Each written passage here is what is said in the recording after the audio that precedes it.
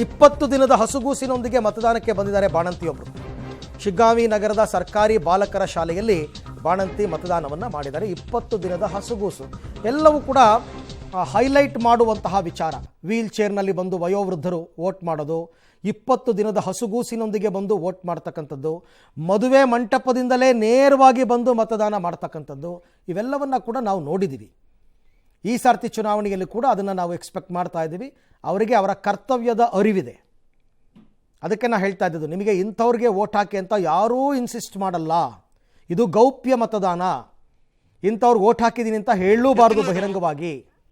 ಆದರೂ ಕೂಡ ನಿಮ್ಮ ಹಕ್ಕನ್ನು ಚಲಾಯಿಸಿ. ಪ್ರತಿ ಬಾರಿನೂ ಕೇಳ್ತಾ ಇದ್ದೀವಿ. ಹೇಳಿ ಕೇಳಿ 3 ಕ್ಷೇತ್ರಗಳು ಯಾವಾಗಲೂ ಕೂಡ ಒಳ್ಳೆ ಪರ್ಸೆಂಟೇಜ್ ಆಫ್ ವೋಟಿಂಗ್ ಆಗ್ತಕ್ಕಂಥ ಕ್ಷೇತ್ರ. 80, 85%, 80 ಹೀಗಾಗಿರ್ತಕ್ಕಂಥ ಕ್ಷೇತ್ರ. ಹಾಗಾಗಿ ಸಹಜವಾಗಿ ಇದನ್ನು ನಾವು ಎಕ್ಸ್ಪೆಕ್ಟ್ ಮಾಡ್ಬೋದು.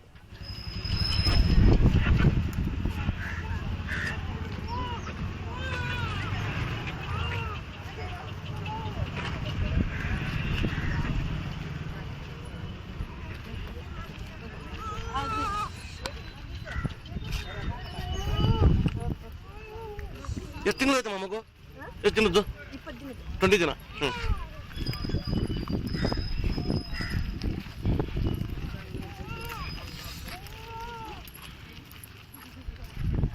20 ದಿನದ ಮಗುವಿನೊಂದಿಗೆ ಬಾಣಂತಿ ಬಂದು ಮತವನ್ನು ಚಲಾಯಿಸ್ತಾ ಇದ್ದಾರೆ ಅಂತಂದರೆ, ಕೈ ಕಾಲು ಎಲ್ಲ ನೆಟ್ಟಿಗಿರ್ತಕ್ಕಂಥ ಹುಡುಗರು ಅಲ್ಲಿ ಇಲ್ಲಿ ಪಟ್ಟಂಗ ಹೊಡ್ಕೊಂಡು ಕೂತಿರ್ತಾರೆ.